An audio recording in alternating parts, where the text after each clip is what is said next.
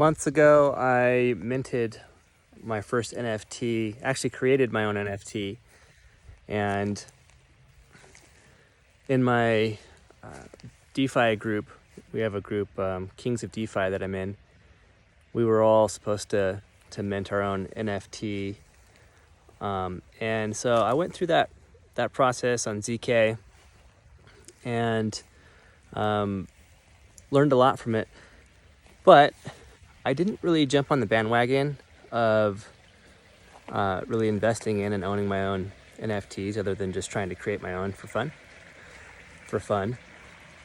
And a good friend of mine, early March was, this is early April. Early April was trying to get me on board of whitelisting for the Moonbirds drop. And so I went through the process, connected my wallet, all of that. And when it came down to actually buying the NFT for 2.5 ETH, I hesitated and didn't pull the trigger. And this is probably, I would say for 2022, one of my regrets was that I contemplated doing it, went through the process of, the whitelisting or whatever you want to call that part, so that I could be qualified to buy one of these Moonbirds. And, at 2.5 ETH, I'm like, all right, it's like $7,500 or however much it was at the time. Do I want to spend that money on art right now? And for me, it was just, the answer was, yeah, I could, but I should borrow against my ETH so that I can do that. And I let, I kind of let some of that get in my way because I was on the Alchemix protocol, playing around on there, because I've been borrowing from Alchemix for a while, using their vaults and borrowing out ETH so that I can then use borrowed funds to pay for things. And when I went on there, I had some technical resistance there, and they had updated to a V2 version of their protocol, and I just didn't go through with borrowing more ETH to buy a Moonbird. Well, the floor price of these Moonbirds right now, just so you guys know, is like 26.5 ETH as of today, May 5th, Cinco de Mayo.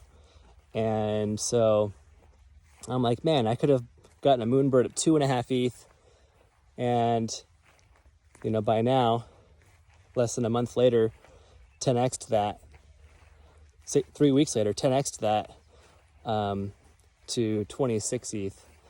And the buddy that told me to buy this friend of mine, he's a well-known person in the crypto banking space, I would say,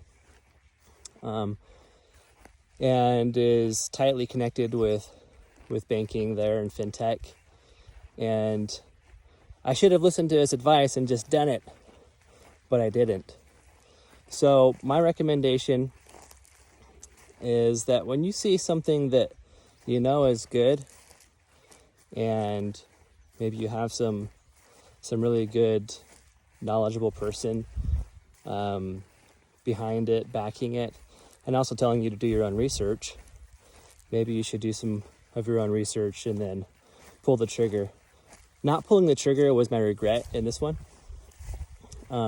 There's a million of opportunities in DeFi and Metaverse, and I think that all of these other plays that'll come will present themselves, and it'll be less regret for me on the Moonbirds part. But this was something that I knew early on about Moonbirds. It wasn't like for me finding out about CryptoPunks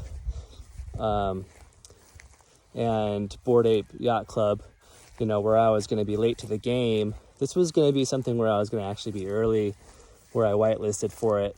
But because of just some technical difficulties on my own end for borrowing ETH, I just didn't buy my NFT for 2.5 ETH. And so at the end of the day, in this business, you have to be willing to pull the trigger quickly. You can't sit on an opportunity and just let it go away. You really do have to pull the trigger and get going on it. So that's all I wanted to put out there today for my blog. Good luck investing.